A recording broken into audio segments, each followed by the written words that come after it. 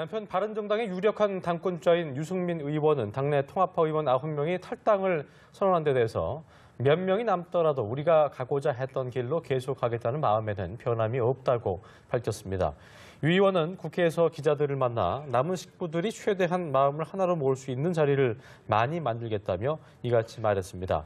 이어 끝까지 바른정당을 같이 지키지 못하고 자유한국당으로 가시겠다는 분을 이해하지 못하지만 아쉽게 생각한다고 정치 초년생 시절 덧붙였습니다. 유승민 의원은 원조 친박이었습니다. 박근혜 전 대통령이 한나라당 대표였을 때 비서실장을 지내면서 가까운 거리에서 모셨지만 쓴소리를 못 참는 성격 탓에 친박 대열에서 조금씩 멀어졌습니다. 외교부에 알아보니까 외교부 북미 일과 이과 모두 박근혜 대통령의 간담회 관련 자료는 자기들은 전혀 모른다는 거예요. 외교부 누가 합니까 이거를? 예? 청와대 알라들이 합니까? 청와대 알라들이 합니까? 누가 합니까? 이런 유승민 의원이 새누리당 원내대표직에 출사표를 던졌을 때 당연히 우려의 목소리가 있었습니다. 당이 대통령과 다른 목소리를 내면 자칫 콩가루 집안이 될 수 있다는 건데요.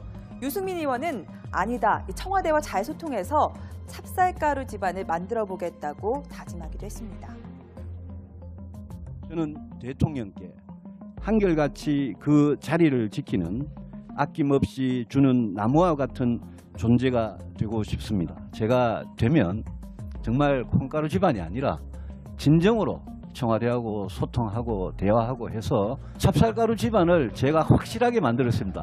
예, 그러니까 아무 걱정하지 마십시오. 하지만 할 말은 해야 하는 성격이 어디 가겠습니까? 이후에도 입 바른 소리를 하다가 청와대에 소위 찍혔습니다. 박근혜 전 대통령도 불편한 심경을 감추지 않았는데요. 결국 쫓겨나듯 원내대표 자리에서 물러나야 했죠.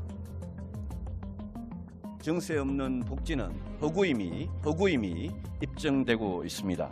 이제 우리 정치권은 국민 앞에 솔직하게 고백해야 합니다. 신뢰를 어기는 배신의 정치는 결국 패권주의와 줄세우기 정치를 양산하는 것으로 반드시 선거에서 국민들께서 심판을 해 주셔야 할 것입니다. 저는 오늘 새누리당 의원총회의 뜻을 받들어 원내대표직에서 물러납니다. 저의 정치 생명을 걸고 대한민국은 민주공화국임을 천명한 우리 헌법 1조 1항의 지엄한 가치를 지키고 싶었습니다. 이후 새누리당을 나와 바른정당을 창당했지만 대선을 코앞에 두고 한 차례 탈당 사태를 겪었습니다. 당시 유승민 후보는 이순신 장군의 말을 인용해 담담하게 심경을 밝혔습니다. 오늘 이제 바른정당에서 국회의원 13분이 당을 떠났습니다. 참 힘들고 어렵고 외롭지만 저는 실망하지 않습니다. 저는 이순신 장군 생각합니다. 신에게는 12척의 배가 남았다. 저는 많은 국민들께서 지켜보고 계시고 국민들께서 손을 잡아주시면 제가 이 개혁 보수의 길을 계속 가보고 싶습니다. 원조 친박에서 배신의 아이콘이 되면서 숱한 고난을 겪어온 유승민 의원. 한 차례 더 닥쳐온 위기를 바른정당 어떻게 통합파 의원 극복할까요? 9명이 오늘 오전 기자회견을 열고 탈당을 선언했습니다. 늦어도 모레 탈당계를 제출하고 9일에는 자유한국당에 복당한다는 방침입니다. 네, 국회 취재기자 연결해 보겠습니다. 임광빈 기자. 네, 김무성 의원을 비롯한 바른정당 통합파 의원 9명은 어젯밤 의원총회에서 자강파와 합의점을 찾지 못하면서 결국 오늘 아침 탈당을 공식 선언했습니다. 김영우 의원은 기자회견에서 보수 대통합은 피할 수 없는 역사적 책무로 인식해야 한다면서 바른정당을 떠나 보수 대통합의 길로 먼저 가겠다고 말했습니다. 탈당파 의원들은 모레 수요일 바른정당에 탈당계를 제출한 뒤 목요일에는 자유한국당 복당 절차를 밟기로 했습니다.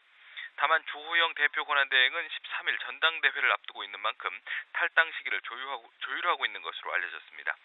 자강파인 유승민, 하태경 의원은 계획대로 전당대회를 치르고 예정된 TV토론도 진행하겠다는 입장에는 변함이 없다고 밝혔습니다. 다만 당대표 경선에 출마한 6명 가운데 정운천, 박인숙 의원이 후보직을 전격 사퇴하면서 파행은 불가피해졌다는 관측도 나옵니다. 후보직을 사퇴한 두 후보는 기자회견에서 사퇴 이후로 분당을 막고 단합의 계기를 마련하겠다고 말했습니다. 원내 교섭단체 지위도 잃게 될 위기에 놓이면서 추가 탈당과 함께 당직자들까지 이탈에 합류할 것으로 보여 당의 존립 기반마저 흔들릴 수 있다는 관측이 나오고 있습니다. 자, 바른정당 분당 사태와 관련해서 다른 당들의 반응은 어떻습니까? 네, 다른 당에 앞서 우선 통합파의 탈당을 막지 못한 바른정당의 표정은 침통해 보입니다. 일단 바른정당 박정하 수석 대변인은 아프지만 마냥 슬퍼하지만은 않을 것이라면서 안타깝지만 개혁보수의 길을 계속 가겠다고 밝혔습니다. 더불어민주당과 국민의당은 바른정당을 떠난 통합파 의원들을 강하게 비판했습니다. 민주당 추미애 대표는 어떤 명분도 국민의 신의도 또 양심도 없는 정치적으로 나 홀로 살자고 보자는 이합집산이라고 지적했습니다. 국민의당 안철수 대표는 통합파들의 복당에는 명분이 없다며 도대체 한국당이 무엇이 바뀌었는지 묻고 싶다고 말했습니다. 한국당은 별도의 공식 입장을 내놓지 않았습니다. 의원을 포함한 통합파 의원들이 공식 탈당 기자회견을 열었고요. 바른정당을 떠나 자유한국당에 합류하기로 했습니다. 앞으로 정치권에 어떤 지각 변동을 불러올지 지금부터 자세한 얘기 차재원 부산 가톨릭대 조빙교수 최진영 변호사와 함께 살펴보겠습니다. 안녕하십니까? 네, 안녕하십니까? 예, 바로 질문 드리죠. 9명의 탈당이 갖고 있는 파급력 어느 정도로 보십니까? 대략 세 가지 관점에서 볼 수 있을 것 같은데 일단 보수 통합의 물꼬는 터졌다는 측면에서 아마 주목할 필요가 있다. 지난번 박근혜 전 대통령이 그 탄핵을 둘러싸고 당시 그 집권 여당이었던 새누리당이 사실 지금 친박계의 정책적 책임을 물어서 거기에서 상당히 비박계의 상당수가 떨어져 나가면서 바른정당을 창당하지 않았습니까? 이 과정을 통해서 이 조기 대선을 통해서 또 다른 정권을 한번 만들어 보려고 했지만 그 노력 자체가 시도가 반기문 전 유엔 사무총장의 이렇게 대선 불출마로 인해서 그것이 실패로 돌아감으로써 사실 어떻게 보면 보수가 갈 길을 좀 헤매고 있는 차원에서 일단은 다시 통합만이 살 길이라는 생각에 대해서 일단 하나의 대세가 형성된 것이 아닌가 하는 생각이고 두 번째는 이 지금 자유한국당 내에서 친박의 청산이라는 부분 자체가 상당히 좀 매듭의 단계로 갈 수 있는 하나의 계기를 만든 것이 아닌가 하는 생각입니다. 일단 이번 8명 내지 9명이 아마 지금 복당을 당장 하게 됐을 할 경우에는 아마 상당히 자유한국당 내에서 비박계의 목소리가 커질 수밖에 없고 지금 하나의 관건으로 남아 있는 서청원 또 최경환 의원에 대한 출당조차도 아마 사실 마무리될 가능성이 크다는 측면에서 이 친박 청산의 하나의 이 최종 마무리가 될 가능성이 높다. 세 번째는 지금 바른정당의 9명이 탈당함으로써 바른정당의 교섭단체가 무너지게 됐다는 겁니다. 그렇기 때문에 사당체제가 무너질 가능성이, 사당체제는 이제는 깨졌다고 한다면 이것이 궁극적으로 과거 양당체제로 복귀할 수 있느냐. 이 부분은 또 하나의 그 관전 포인트가 아닐까 하는 생각입니다. 지금 국민의당 입장에서는 일단 자당체제를 통해서 이제 제3당의 존재감을 갖고 지금 창당한 명분을 찾았던 입장에서 본다고 한다면 국민의당 입장에서는 상당히 이 지금 양당체제로 복원을 막아야 되는 이런 측면에서 본다고 한다면 또 국민의당, 더 나아가서는 더불어민주당에 미치는 영향도 꽤 크지 않을까 하는 생각이 듭니다. 지금 잘 설명을 하셨는데 짧게 하나만 더 질문 드리죠. 물꼬를 텄다고 하셨거든요. 그러면 지금 남아있는 정병국 의원, 김세현 의원도 있고 남경필 지사도 있고 이분들은 이제 통합전당대회를 하자 이런 주장을 하고 있는데 이분들도 그러면 옮겨갈까요?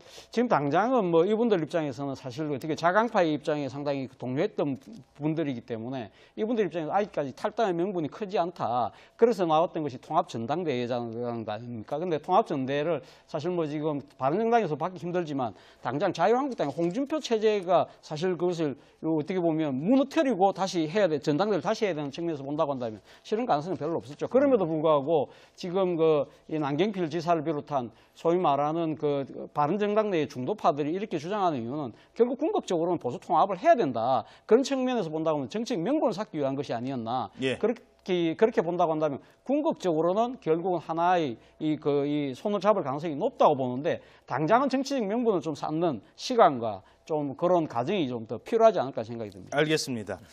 자, 그럼 남아있는 사람들의 얘기도 들어보도록 하겠습니다. 어젯밤 4시간 가까이 의총을 열었는데 결국 간극을 좁히지 못했습니다. 의원총회 이후 유승민 의원의 인터뷰부터 들어보시겠습니다. 전당대회는 13일날 그대로 하기로 했고요. 당을 지키겠다는 생각하고 이제 자유한국당하고 뭐 이렇게 합치겠다는 생각, 뭐 그 생각 차이를 좁히지 못한 거고요. 예. 자, 변호사님, 지금 이제 남게 되면 20석 이하로 이제 확 줄어드는 거잖아요. 몇 석까지 줄어들지는 아직 전망도 없는데, 이렇게 되면은 원내 교섭단체의 지위를 잃게 되면 뭐가 달라지는지 설명해 주시죠. 그렇습니다. 기본적으로 원내 교섭단체가 국회 같은 경우에는 원내 교섭단체 위주로 이제 모든 것들이 국회 의사 일정 같은 것들이 협의되지 않습니까? 예. 그리고 가장 또 중요한 것 중에 하나가 정당 국고 지원금입니다. 실질적으로 지금 다가오는 11월 15일에 이제 각 정당별로 이제 정당 국고 보조금이 되는데 15일 날요? 그렇습니다. 그런데 지금 바로 직전에 나오기 예. 때문에 지금 현재 의석 그대로라고 한다고 하면은 지금 보도에 따르면은 이 바른정당이 한 15억 원 정도의 이때 정당 보조금이 국고 보조금이 지급되는데 예. 이렇게 탈당함으로써 5억 원 정도밖에 결국 한 10억 원 정도가 한순간에 날아가 버립니다. 그렇다고 하면은 실제로 이 부분에 대해서 정당 운영이 사실 어렵죠. 그러다 보니까 지금 9분이 나오는 것을 넘어서 지금 전체 당협위원장이 한 132명 정도 되는데 예. 그중에서 지금 한 60여 명 정도가 같이 탈당하고 그와 더불어서 당직자 정도도 수십 명이 지금 같이 탈당해서 한국당으로 갈 가능성이 있다라고 합니다. 그렇기 때문에 앞으로 아까 차 교수님 말씀하신 것대로 4당 체제가 아니고 실질적인 이제 3당 체제로 운영이 되는 가운데서 이 바른정당은 유승민 의원이 얘기하는 것처럼 죽음의 골짜기로 가야 되는 그와 같은 어떤 인적인 또 재정적인 어떤 거의 파탄 상태에 있을 수 있기 때문에 최종적으로 지금 남는 사람이 몇 명이냐 이 부분에 대해서는 뭐 논란의 여지가 있습니다만 박근혜 전 대통령의 탈당 더불어서 이 친박에 대한 최종적인 청산이 있다라고 한다고 하면은 유승민 의원을 비롯해서 한 서너 명만 남는 그런 정당으로 남을 가능성까지도 지금 예측하는 상황인 것 같습니다. 예.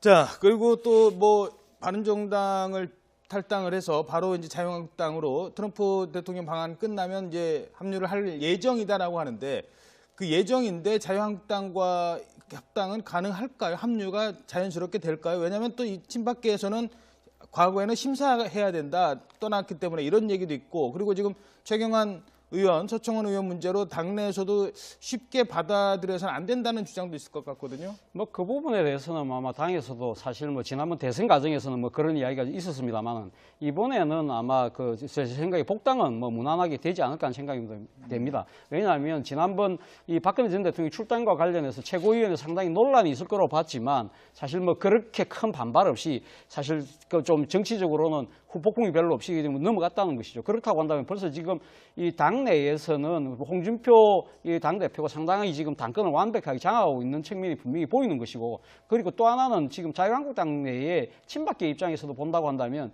당장 서청원, 최경환 의원에 대한 출당 조치가 아직 당장 가셔야 될 것 같지는 않다는 생각, 시간을 벌었다는 생각이 분명히 있기 때문에 이 지금 9명의 지금 바른정당에서의 탈당파들을 받아들이는 부분까지 만약에 거부할 경우는 자신들의 너무 정치적인 이해에 매몰된다는 그런 비판적 여론에 빠질 수도 있기 때문에 제가 봤을 때는 이 부분에 대해서는 뭐 크게 문제는 없을 거라 봅니다만 당장 앞으로 나아가서 문제는 뭐냐면 이 복당한 분들이 앞으로 당협위원장의 지위를 차지하는 부분까지는 그 부분에 있어서는 지금 현재 기존의 탈당파들에 대한 그 당협위원장들이 다 선임되어 있기 때문에 이 부분을 어떻게 조정할지 문제는 아마 조금 그건 향후 뭐 정치적 과제이긴 합니다만 당장 복당하는 문제는 큰 문제는 없어 보입니다.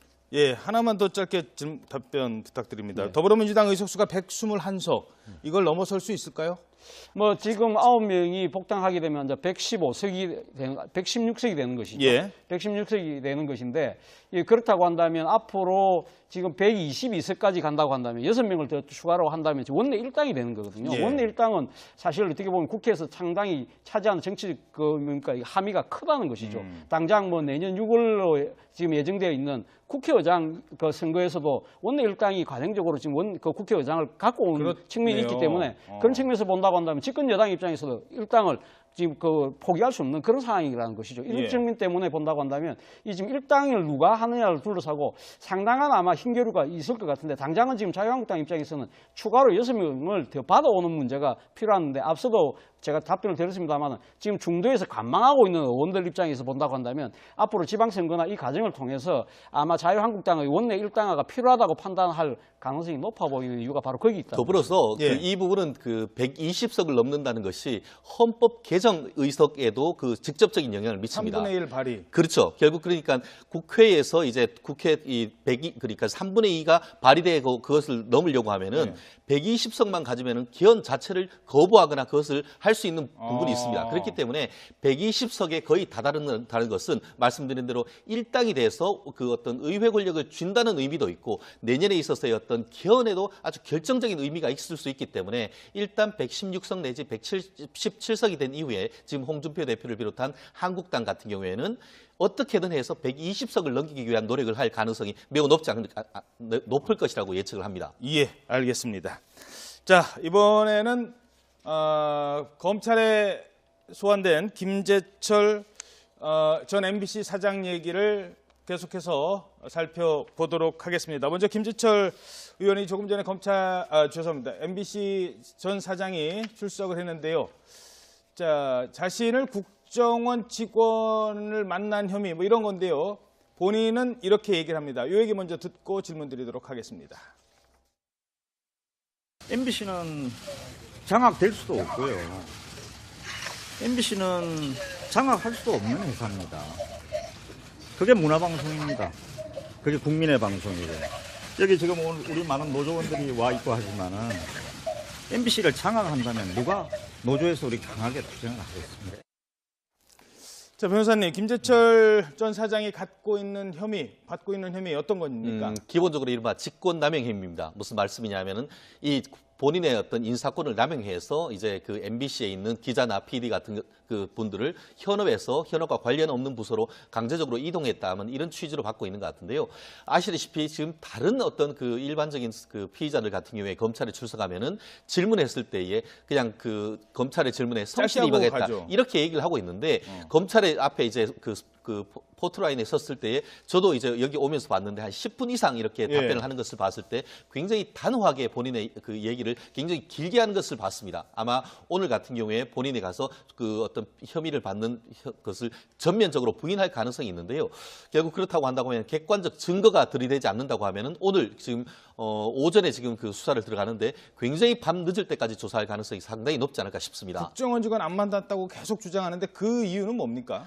결국 이 부분에 있어가지고는 결국 이른바 청와대와 국정원의 어떤 하명이 있었고 그것에 따라서 본인이 직권을 남용했느냐. 한마디로 박근혜 MBC가 본인의 결정을 넘어서 위상부로부터의 어떤 그 공모 관계가 있느냐 이 부분에 있어서 본인은 그 부분이 전혀 관계없다라고 하면서 그 굉장히 강하게 내 목숨을 걸고 이렇게 그런 적이 없다라고 얘기를 하고 있는데요.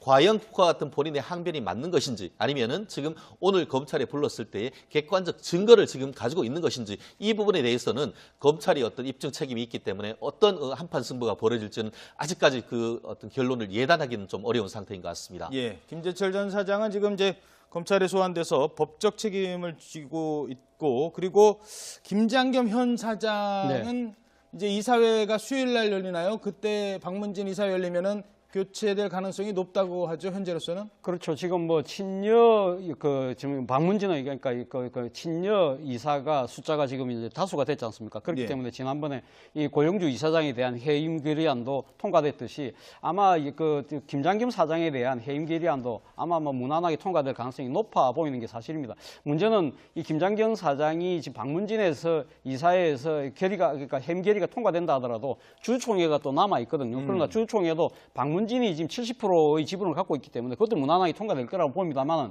앞으로 관건은 김장겸 사장이 그러니까 지금 해임되고 난 뒤에 이게 대해서 아마 법적 소송을 취할 가능성도 높다.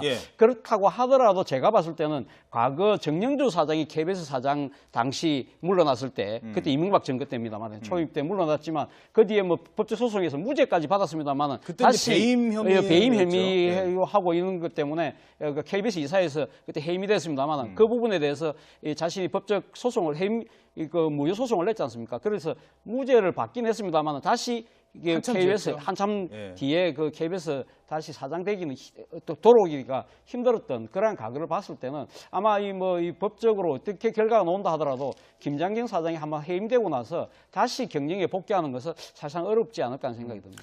짧게요. 법적으로 소송한다는 거는 어떻게 할 것으로 전망되는지 좀 설명해 주시죠. 결국 지금 말씀하신 것처럼 해임 결의를 했을 경우에는 두 가지 방법이 있습니다. 정현주 사장처럼 이제 본안 소송을 계속 다투는 방법이 있고 그와 같은 해임 결의 자체에 효력 정지하는 처분이 가능합니다. 만약에 그와 같은 어떤 그 해임 결의가 문제가 있다라고 하는 것이 드러났다라고 한다고 하면은 어떤 본안 소송을 통해서 나중에 최종적으로 복직하는 것 이외에 본인이 해임 결의가 무효다라는 것을 확인을 받고 그 어떤 해임 결의가 어떤 그 계속 본안 소송을 다툴 때까지 계속 그 자리를 유지해달라는 그런 가처분이 가능합니다. 효력정지 가처분. 효력정지 가처분이 가능합니다. 네. 그렇기 때문에 그와 같은 어떤 그 소송을 제기해서 강력한 어떤 그 법적 소송을 해나갈지에 대해서는 아직까지 조금 지켜봐야 되겠는데 지금 현재 나오는 그 상황을 봤을 때는 충분히 어떤 법원에 그 소송을 할 가능성이 있고 그 부분에 대해서 만약에 그 김장겸 사장의 어떤 그 법원 소송이 이 가처분 절차에서 승소를 해버린다고 하면은 이 부분이 상당 부분 어떤 그 물갈이를 하는데 어려움이 겪을 가능성도 여전히 있지 않을까 싶습니다. 알겠습니다. 자, 한 가지 요즘 뭐 전국을 뜨겁게 달구고 있는 사건이죠. 이 얘기 짚어보도록 하죠. 국정원의 자금이 그걸 통치자금이라고 부른다고 합니다. 국민들 세금입니다. 이걸 박근혜 전 대통령 측에서 갖다 썼다라고 이미 비서관들이 얘기를 했고요. 대통령이 그렇게 얘기했어요. 시켜서 했어요. 라고 얘기를 합니다. 그럼 줬다는 사람들은 어떻게 됐을까요? 지금 전직 국정원장 3명, 남재준, 이병기, 이병호 이 3명의 피의자 신분으로 이제 검찰 조사를 앞둔 상황이죠? 그렇습니다. 이제 검찰 수사가 정점을 치닫고 있지 않습니까? 실무자들 같은 경우에 이수 전 국정원 기조실장 같은 경우에는 실질적인 어떤 자백을 했고 그 돈을 받았다라고 하는 지금 안봉근, 이재만 비서관에 대해서는 벌써 구속영장이 발부됐습니다. 그래서 이번 주 같은 경우에는 전직 국정원장 3명을 차례대로 소환을 한다라고 하는 것 같은데요. 이번 주에 이제 3명에 대한 소환이 있고 거기에서 어떤 조사의 핵심은 과연 박근혜 전 대통령의 지시나 이와 같은 요청이 있었는지 그 부분을 확인할 것이고 그 부분에 대한 확답이 있게 된다고 하면은 다음 주 정도에는 박근혜 전 대통령에까지 검찰의 어떤 칼날이 갈 것 같은데요. 결국 박 대통령의 어떤 개인적인 비리 내지 이 부분에 대한 어떤 관건은 이번 주 중에 확정될 가능성이 높지 않을까 생각을 합니다. 만약에 돈을 저쪽에서 쉽게 말해서 대통령 측에서 먼저 요구해서 줬습니다. 이렇게 얘기할 가능성이 현재로서 좀 요구도 안 했는데 갖다 줬다는 건 말이 안 되는 거고 저쪽에서 요구를 했어요라고 한다면 박근혜 전 대통령의 혐의가 확 더 달라지는 겁니다. 결국 이 부분에 있어가지고는 과연 박근혜 전 대통령이 요청을 했느냐, 만약에 요청을 하지 않았다라고 한다고 하면은 아예 이 부분에 대해서의 어떤 뇌물죄 자체에서 벗어나지 않겠습니까? 그리고 이른바 자기들이 어떤 인사적인 이익을 받기 위해서 그냥 밑에 분들한테 상납을 했다라고 하면은 박근혜 전 대통령은 아예 책임에서 벗어나겠지만 박근혜 전 대통령이 그 부분에 대해서 요청을 했다라고 한다고 하면은 안봉근 전 비서관에 대한 구속영장에 박근혜 전 대통령이 공모했다라는 그런 얘기가 나오기 때문에 현재로서 어떤 검찰 같은 경우에는 박근혜 전 대통령이 지시했다라고 보고 지금 수사를 하고 있는 것 같은데요.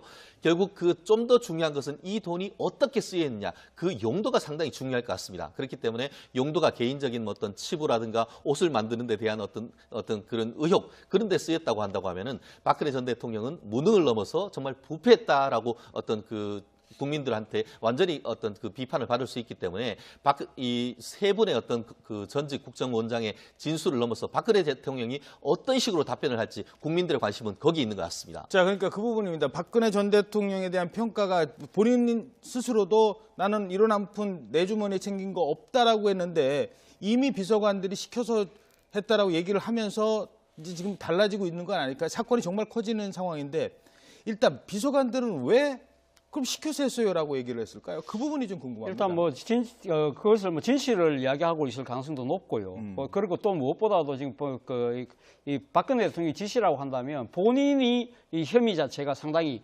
낮아진다는 것이죠. 그러니까 자칫 잘못하면 자신이 지금 1억 이상의 돈을 받은 것으로 뇌물죄로 받은 걸 결국은 10년 이상의 중형이 예상되지 않습니까? 예. 그러나 박근혜 전 대통령의 지시에 따른 것이었다고 이야기를 한다고 한다면 자신이 책임을 가볍게 할 수 있다는 것이죠. 바로 그 때문에 이제는 나도 살 길 찾아야겠다. 나도 찾길 찾는다는 측면 때문에 일종의 박근혜 대통령이 또 다른 문고리 3인방이나 채권으로부터 배신당한 것이 아니냐는 이야기도 나오긴 합니다만은 제가 봤을 때는 박근혜 전 대통령은 아마 이 지금 검찰이 박근혜 전 대통령 이 부분과 수사를 하는 데 있어서요. 아마 검찰 출두하라고 하면 안 나오겠죠. 그래서 지금 노원 이야기가 지금 구치소에 그 현장 방문 조사를 하겠다는 거 아닙니까? 그러나 제가 봤을 때는 박근혜 전 대통령이 이 방문 조사조차도 응하지 않을 가능성이 높다. 아마 제 생각에는 묵비권을 행사하면서 아마 강하게 저항할 가능성이 높다. 지금 이와 관련해서 지금 사실 이 지금 국정원의 특수활동비의 청와대 상납이라고 지금 여당과 지금 그 사정당국 이야기하고 있습니다만 야당은 뭐라고 이야기하냐면 그건 과거의 정치적 간행이었다. 대통령이 사실 그 여러 가지 통치를 하는 데 있어서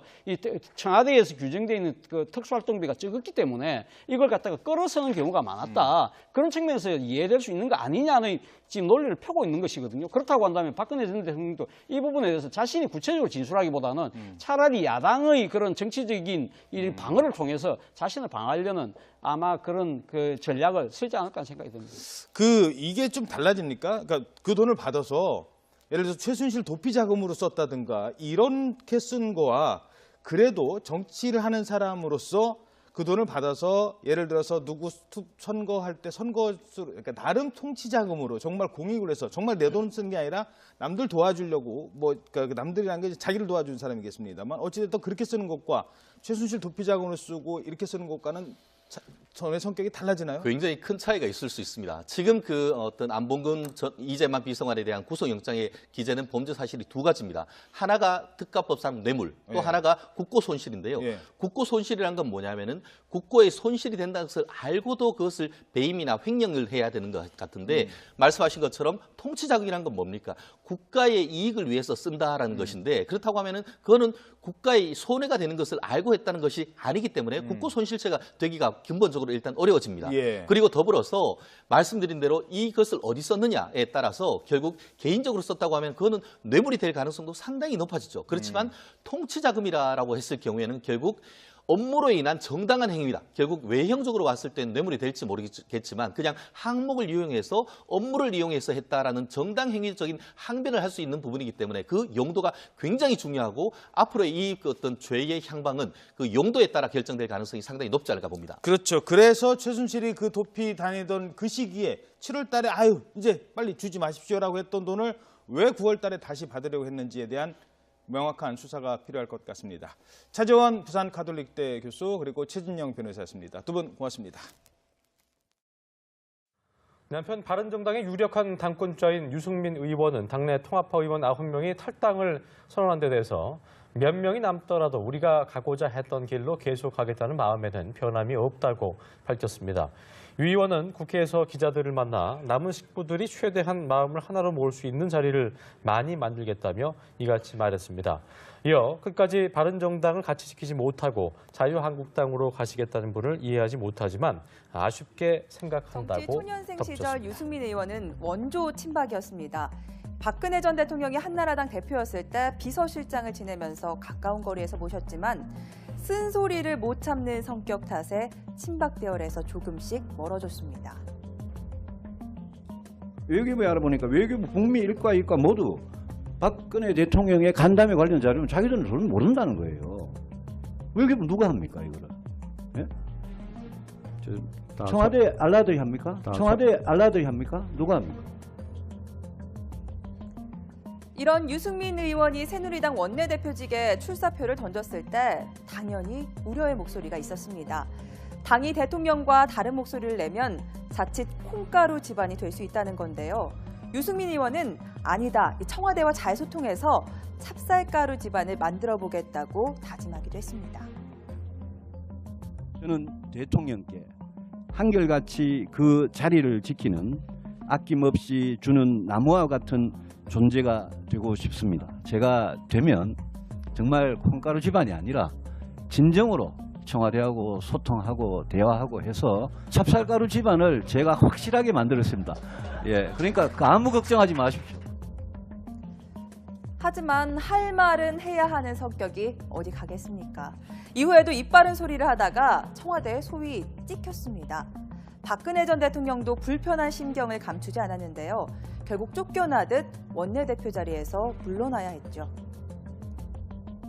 정세 없는 꼬는 터졌다는 측면에서 아마 주목할 필요가 있다. 지난번 박근혜 전 대통령이 그 탄핵을 둘러싸고 당시 그 집권 여당이었던 새누리당이 사실 그 지금 그 친박계의 정책적 책임을 물어서 예. 거기에서 상당히 비박계의 상당수가 떨어져 나가면서 바른정당을 창당하지 않았습니까? 예. 이 과정을 통해서 뭐 이 조기 대선을 통해서 또 다른 정권을 한번 만들어 보려고 했지만 그 노력 자체가 시도가 그 반기문 전 유엔 사무총장의 이렇게 대선 불출마로 인해서 그것이 실패로 돌아감으로써 사실 어떻게 보면 보수가 갈 길을 좀 헤매고 있는 차원에서 일단은 다시 통합만이 살 길이라는 생각에 대해서 일단 하나의 대세가 형성된 것이 아닌가 하는 생각이고, 두 번째는 이 지금 자유한국당 내에서 친박의 청산이라는 부분 자체가 예. 상당히 좀 매듭의 단계로 갈 수 있는 하나의 계기를 만든 것이 아닌가 하는 생각입니다. 일단 이번 뭐 8명 내지 9명이 아마 지금 복당을 당장 하게 됐을 할 경우에는 아마 상당히 그 자유한국당 내에서 비박계의 목소리가 커질 수밖에 없고, 예. 뭐 지금 하나의 관건으로 남아 있는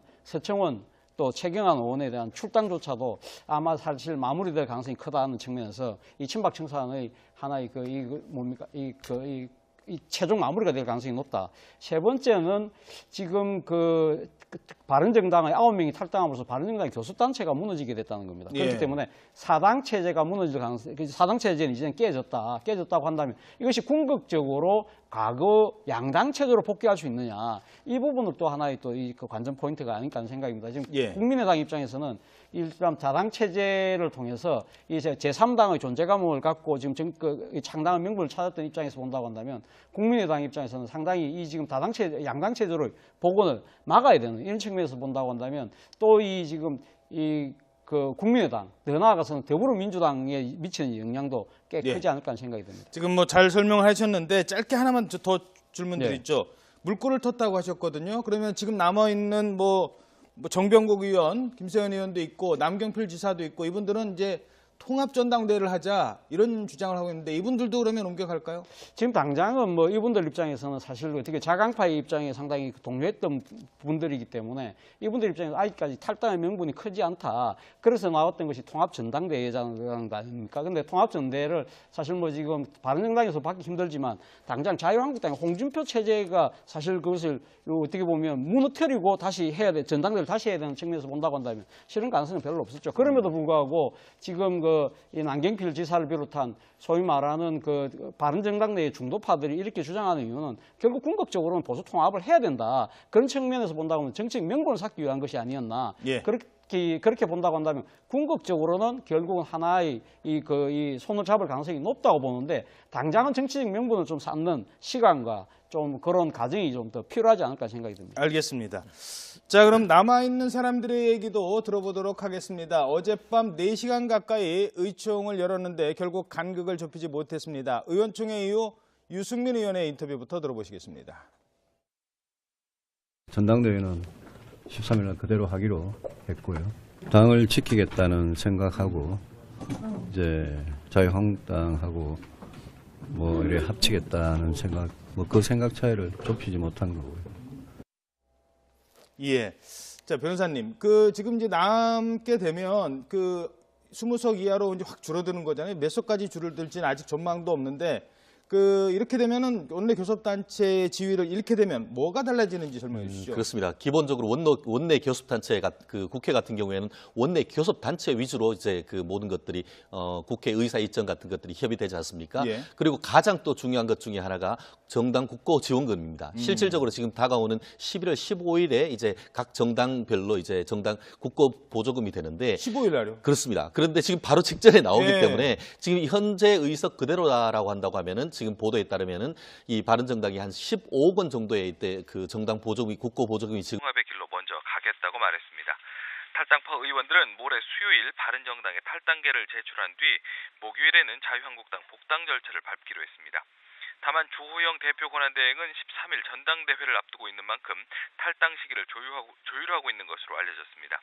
자강파인 유승민, 하태경 의원은 계획대로 전당대회를 치르고 예정된 TV토론도 진행하겠다는 입장에는 변함이 없다고 밝혔습니다.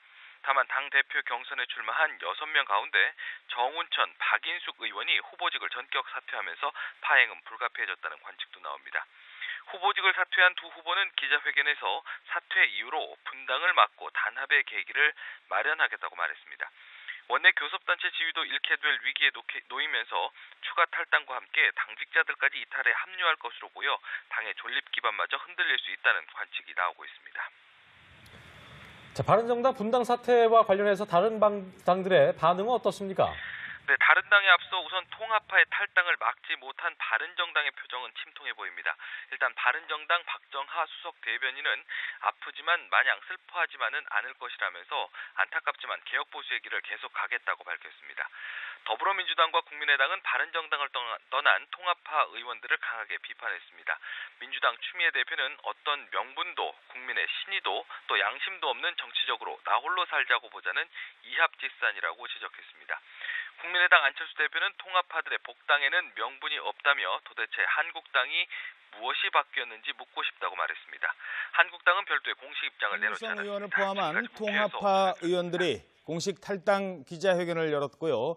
바른정당을 떠나 자유한국당에 합류하기로 했습니다. 앞으로 정치권에 어떤 지각 변동을 불러올지 지금부터 자세한 얘기 차재원 부산 가톨릭대 조빙 교수 최진영 변호사와 함께 살펴보겠습니다. 안녕하십니까? 네, 안녕하십니까? 예.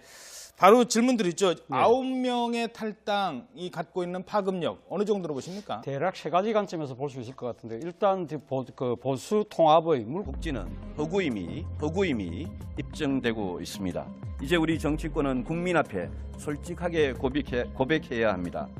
신뢰를 어기는 배신의 정치는 결국 패권주의와 줄세우기 정치를 양산하는 것으로 반드시 선거에서 국민들께서 심판을 해 주셔야 할 것입니다. 저는 오늘 새누리당 의원총회의 뜻을 받들어 원내대표직에서 물러납니다. 저희 정치 생명을 걸고 대한민국은 민주공화국임을 천명한 우리 헌법 1조 1항의 지엄한 가치를 지키고 싶었습니다. 이후 새누리당을 나와 바른정당을 창당했지만 대선을 코앞에 두고 한 차례 탈당 사태를 겪었습니다.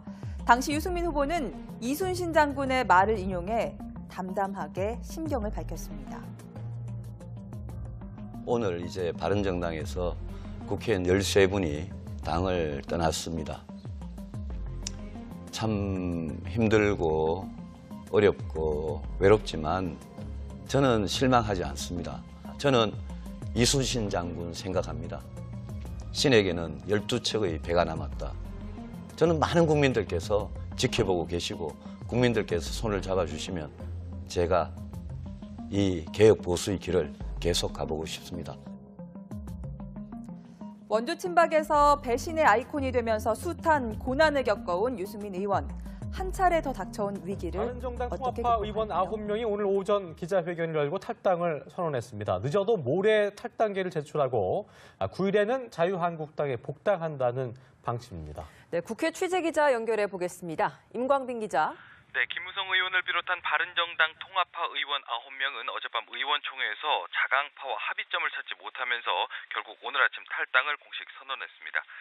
김영우 의원은 기자회견에서 보수 대통합은 피할 수 없는 역사적 책무로 인식해야 한다면서 바른정당을 떠나 보수 대통합